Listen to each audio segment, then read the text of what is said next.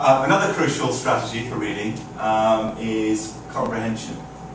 I'm going to make another guess, and I've asked different groups of teachers this week, and I've had different answers.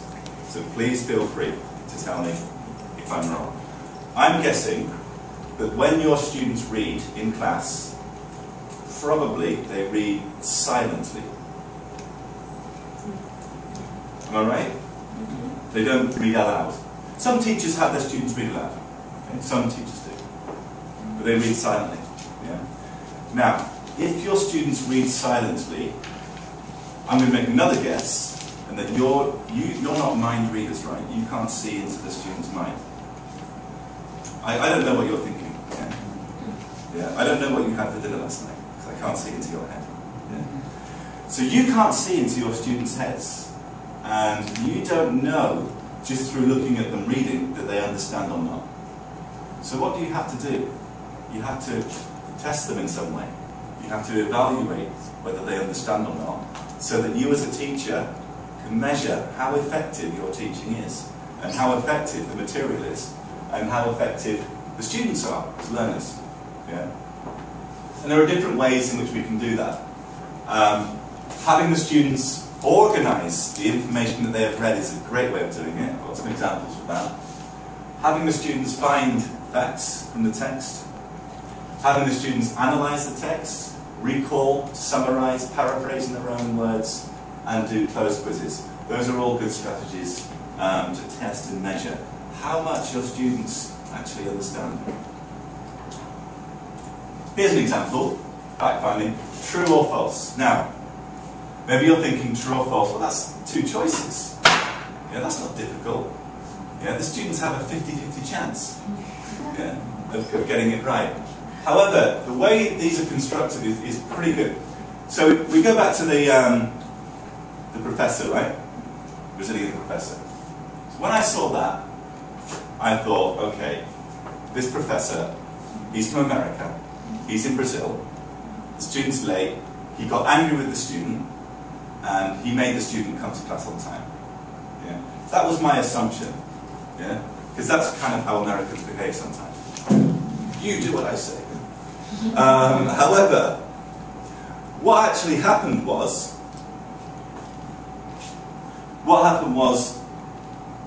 as a result of the study, so the professor was kind of concerned that students were late all the time, and he thought, maybe the students don't respect me as a teacher, and he was upset. So he studied the students, and he thought they were being disrespectful, but he actually learned that in Brazilian culture, coming late to class is not seen as particularly rude.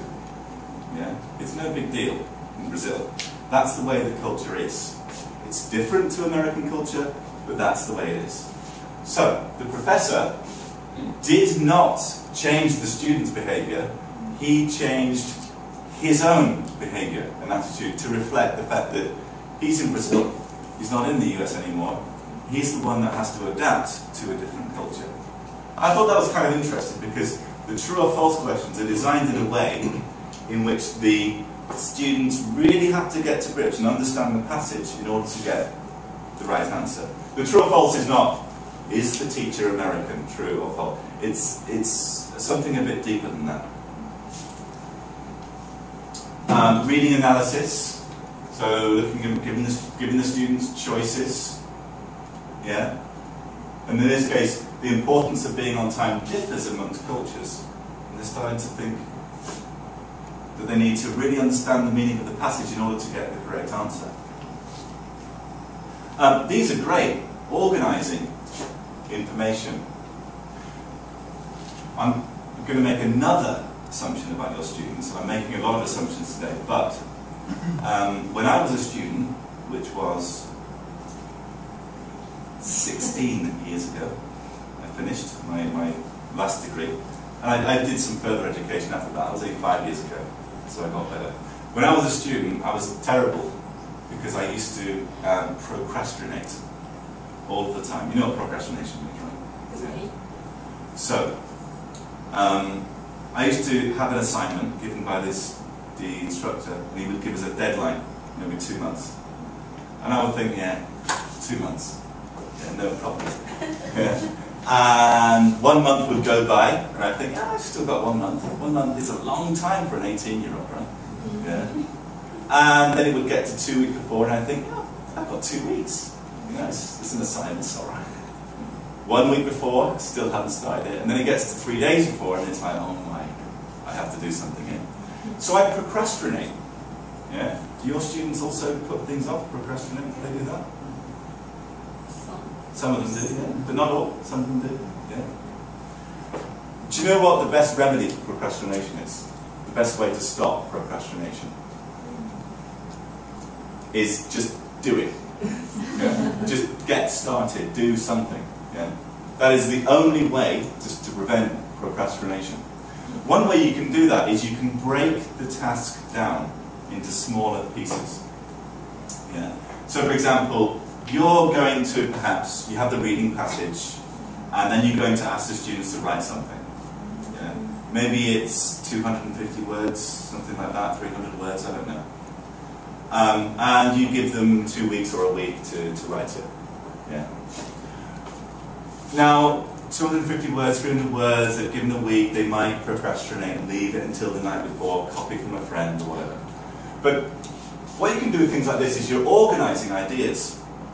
So you're asking people to put some of the information here, some of the information here, some of the information here.